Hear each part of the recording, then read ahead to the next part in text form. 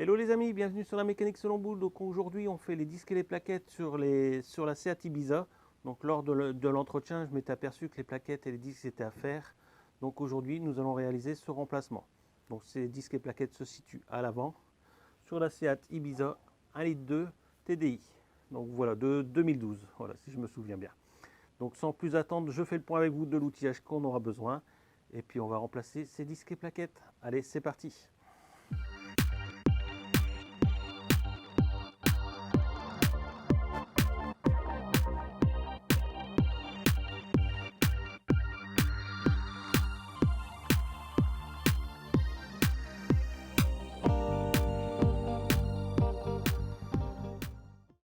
Donc voilà, avant de commencer, on va faire le point de l'outillage qu'il vous faudra. Donc n'ayez pas peur, il vous faudra pas forcément tout ça, mais il y a des choses qui seront indispensables quand même. Bon, la clé à choc, bon, bah, si vous l'avez, c'est bien, sinon bah, il vous faudra le faire avec la manivelle de votre véhicule ou un bras de force et tout autre. Il vous faudra une douille de 17, ça c'est pareil, c'est pour la roue, rien d'exceptionnel. Un repousse piston, alors qui est conseillé, bon, bah, qui n'est pas obligatoire non plus. Il y a des personnes qui se débrouillent très bien avec un tournevis ou une pince, mais bon, l'idéal reste quand même le repousse piston. Ensuite, bah, un petit pinceau, ça c'est pour le dépoussiérage de l'étrier. Alors une pièce, un outil qui sera indispensable, c'est cette BTR de 7, alors qui ne sont en généralement pas dans les coffrets traditionnels, qui va passer du 6 au 8, et vous n'aurez pas cette BTR de 7, donc ce qui va être indispensable, pardon. Donc moi, elle provient de mon kit BGS, donc là il y a vraiment tout pour faire du freinage. Mais si vous ne voulez pas investir ce style de produit, il vous faudra dans tous les cas quand même trouver une BTR de 7. Voilà. Ensuite, bah, une clé torse pour enlever la petite vis qui maintient le disque. Un vieux tournevis pour débloquer plus ou moins les plaquettes en début de remplacement. Ou un petit tournevis ou un petit crochet pour enlever les petits capuchons qui protègent les vis BTR. Pardon. Une bombe de nettoyant frein. Alors conseillé, peut-être pas indispensable, mais conseillé bah, de la graisse cuivrée pour mettre au niveau des axes et au niveau des plaquettes. Une clé dynamométrique, donc toujours pareil, bon bah c'est pas indispensable, mais bon pour serrer les roues, si vous voulez être sûr, bah voilà, rien de tel que ça. Une brosse métallique, une petite balayette, puis un bac de réception pour les poussières, tout ça si vous voulez pas abîmer, salir votre sol. Vous mettez ça et vous mettez vos plaquettes, vous mettez tout ce que vous démontez dedans et ça sera parfait. Donc voilà, en ce qui concerne l'outillage de base, bon, vous avez vu les indispensables, ça restera quand même cette BTR là qu'il vous faudra absolument trouver. C'est une BTR de 7. Voilà, c'est vraiment la partie indispensable. Donc on se retrouve sur le véhicule pour mettre le cric et puis la chandelle. A tout de suite. Donc voilà les amis, pour commencer, la première chose que vous avez à faire, c'est ouvrir le bouchon du bocal de liquide de frein. Voilà, pour laisser la pression remonter quand vous allez repousser le piston. Voilà. On se retrouve tout de suite pour la position du cric. Donc voilà, pour positionner votre cric, il vous faudra le mettre à l'emplacement prévu par le constructeur. Donc c'est l'endroit le plus solide au niveau du châssis. Donc on va mettre le cric là et je vais vous montrer après comment je mets ma chandelle moi. Donc voilà, on va mettre le cric en place. Je mets toujours une cale de bois. Comme ça c'est la cale de bois qui subit les dégâts s'il y a un rebord, si autre, plutôt que laisser acier contre acier puis avoir des soucis. Voilà, on va le faire assez haut pour pouvoir mettre la chandelle. Donc si vous n'avez pas de cric hydraulique, bah, vous utilisez un cric traditionnel que vous trouvez dans l'habitacle. Voilà, donc on va démonter la roue tout de suite. Voilà, pour démonter la roue, alors là-dessus, j'ai vu qu'il y avait des petits bouchons. Donc j'utilise une BTR pour pouvoir les attraper et sortir parce que c'est pas évident.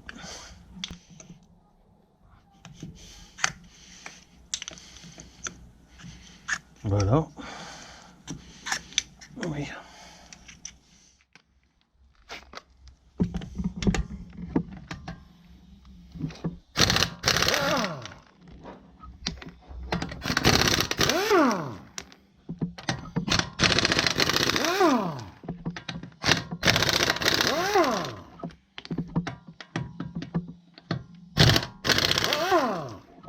Voilà.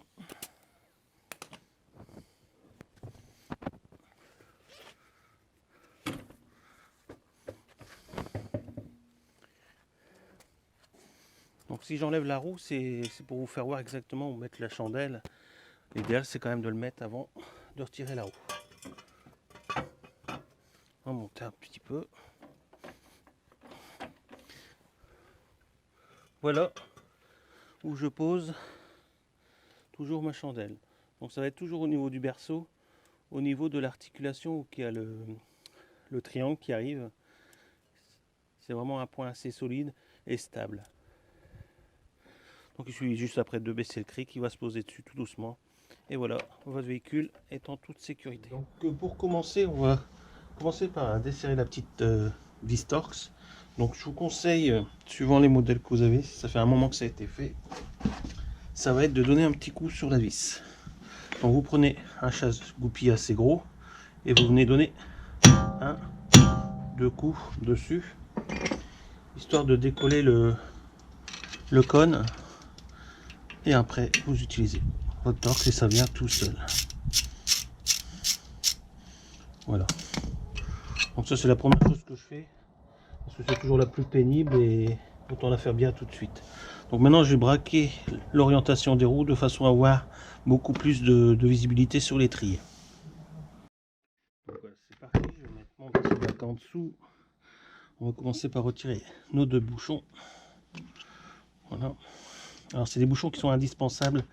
Si au moment du remplacement de vos plaquettes n'y sont pas, il va falloir les commander et les remettre parce que sinon vos axes vont gripper. Et si vos axes grippent, votre étrier va gripper aussi. Et de ce fait, vous aurez un manque d'efficacité au niveau du freinage.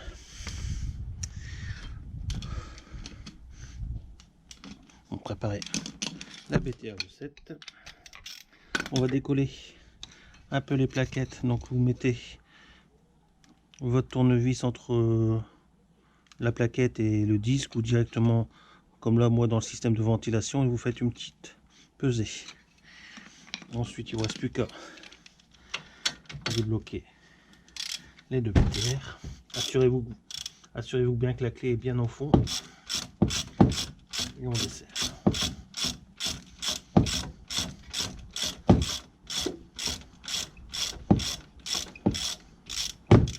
Voilà pour une, et après ça sur la deuxième.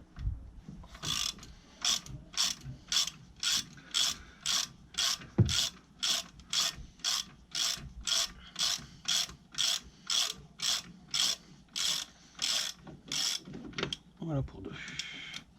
On va essayer de récupérer tout de suite nos deux axes.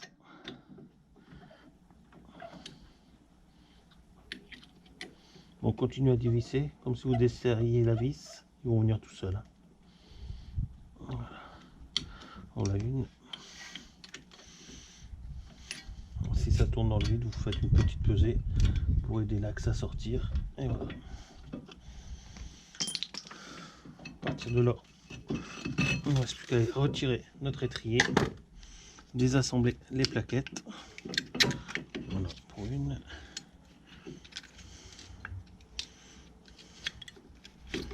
Bon là il n'y a pas de méthode, hein. C'est comme ils veulent venir. Voilà. Et on va mettre l'étrier correctement sur le côté. Ensuite, rien de compliqué. Là, on n'est pas obligé de retirer le support d'étrier. Donc, parfois, pour avoir le disque, il faut enlever le support d'étrier. Là, c'est pas le cas. Donc, on va pouvoir enlever le disque tout de suite. Voilà. Donc, à partir d'ici, c'est du nettoyage. Hein, c'est du gros nettoyage. Donc, on va y aller franco. Donc, ça va enlever tout ce qui est poussière. Donc, éviter la soufflette. C'est vrai que on n'est plus comme dans le temps où c'est des plaquettes avec du plomb, tout ça. Mais bon. Avec de l'amiante, pardon. Donc l'idéal quand même c'est faire ça à la balayette sans trop faire de poussière. Si vous avez des masques, n'hésitez pas.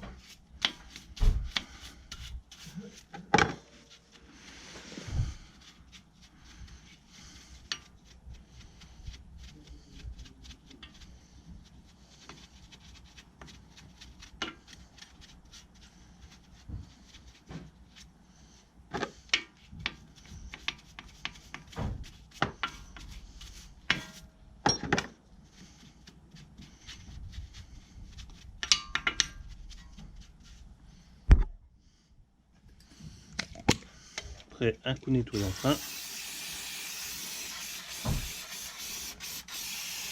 Voilà.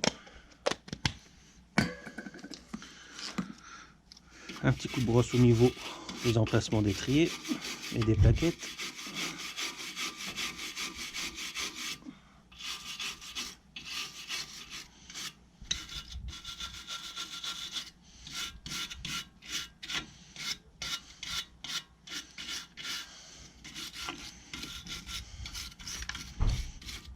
Voilà. Et on fait la même chose sur l'étrier.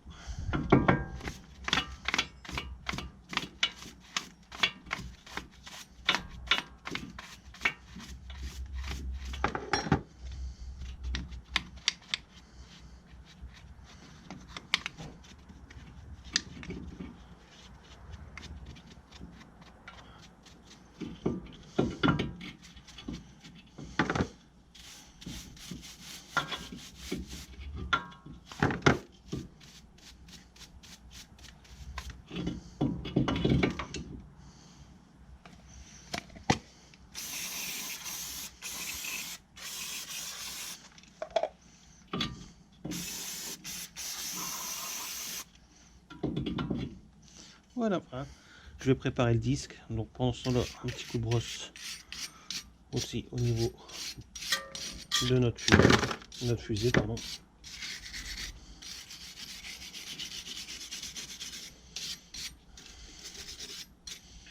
Voilà. Et on va mettre notre nouveau disque. Bon, comme moi c'est fourni par le client, je vais les préparer parce qu'ils ont un revêtement de peinture dessus, donc je vais poncer un petit peu le revêtement et on se retrouve tout de suite après. Donc voilà, c'est parti pour la suite. Donc on va mettre un petit coup de nettoyant fin sur notre moyeu, un petit coup de chiffon. Donc on va mettre le nouveau disque. Donc j'ai donné un petit coup de papier poncé dessus parce que comme il y avait un revêtement après ou peinture, donc pour faciliter tout de suite le freinage au début, bah, je donne un coup de papier à poncer. Voilà. Donc après on remet notre petite vis torse. Voilà, un petit coup de serrage, ça sert à rien d'aller plus loin. Après nous prenons notre graisse cuivrée. Donc je rappelle, c'est une graisse qui résiste à des hautes températures. Donc c'est-à-dire que au bout de quelques freinages, elle sera encore là. Tandis que si vous utilisez une graisse traditionnelle, bon ben au bout de 4-5 freinages, la température elle va augmenter, elle va fondre et puis elle va finir par disparaître. Donc l'idéal reste quand même de la graisse cuivrée. On va mettre là.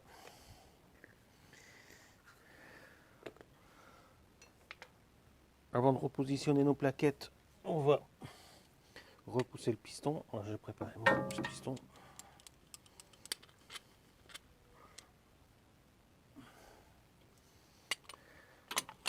Voilà. Bon, il y a toutes sortes de repousse-pistons. Hein. Vous avez aussi ceux qui sont dans les coffrets. Bon, moi, c'est un vieux repousse-piston que j'ai depuis un moment. Je trouve qu'il va super bien. Voilà. Il suffit juste de repousser le piston jusqu'au fond. Voilà. Donc toujours pareil, si votre piston a du mal à repartir, tout ça, vérifiez qu'il n'est pas grippé ou qu'il ne commence pas à être rouillé ou que le cache-poussière ici n'est pas endommagé. Il faut vraiment faire attention, il faut vraiment que ce cache-poussière là n'a rien. Si c'est la barrière entre les poussières et puis le piston par lui-même. Voilà. Je vais essayer de le mettre comme ça. Je vous montre tout de suite les plaquettes.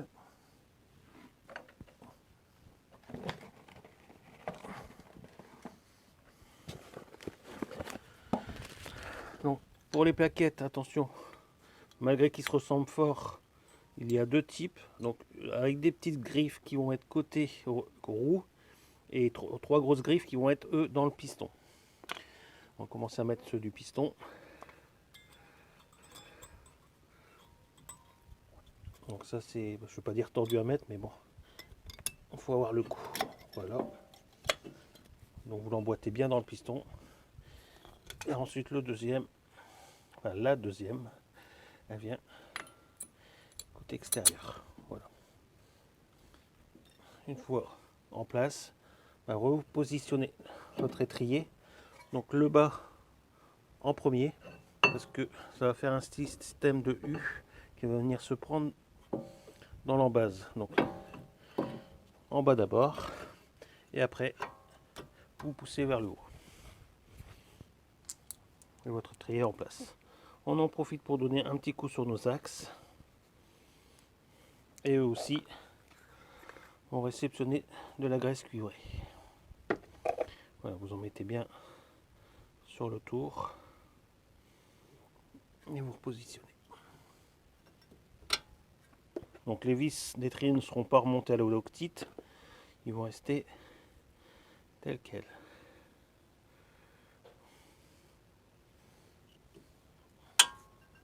Voilà.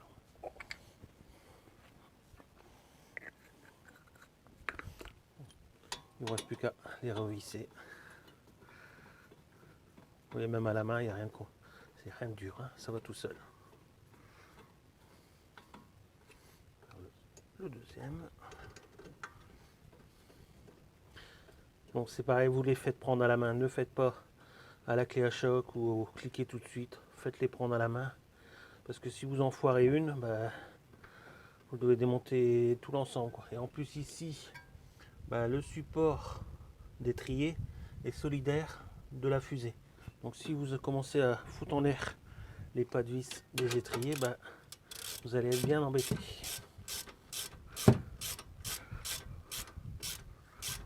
Voilà. Donc moi je fais un serrage contre et je donne un petit coup en plus. Donc si vous voulez faire ça à la clé géométrique, on doit être autour des 2,8 ou 3 déca-newton-mètre, je pense. Donc moi par habitude je le fais à la main. Mais si vous voulez la clé géométrique, je vous mettrai les points de force. Voilà, ensuite on remet nos petits bouchons. Donc indispensable. Voilà. On redresse les roues. Je redonne un coup de nettoyant frein sur mon disque. Si j'ai mis mes doigts, un petit coup de chiffon. Voilà.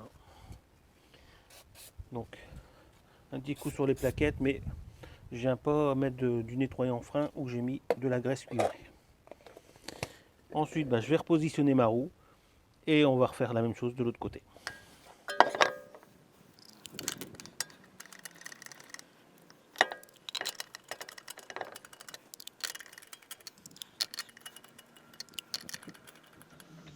On va serrer ça tout de suite.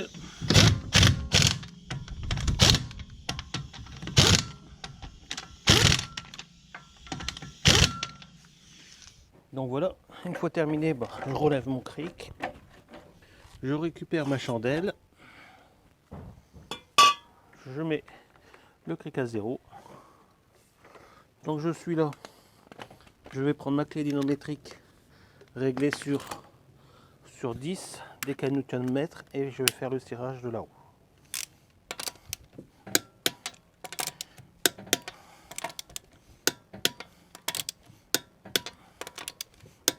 Voilà. Il ne me reste plus qu'à remettre les petits bouchons.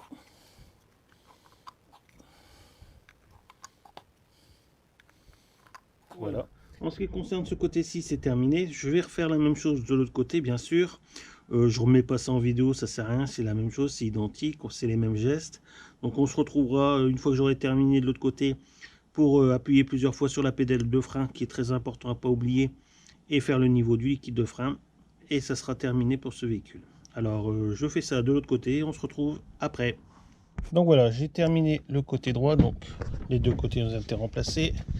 Je me dirige vers l'habitacle, pédale du milieu, et on va exercer plusieurs pressions jusqu'au moment où la pédale redevient dure.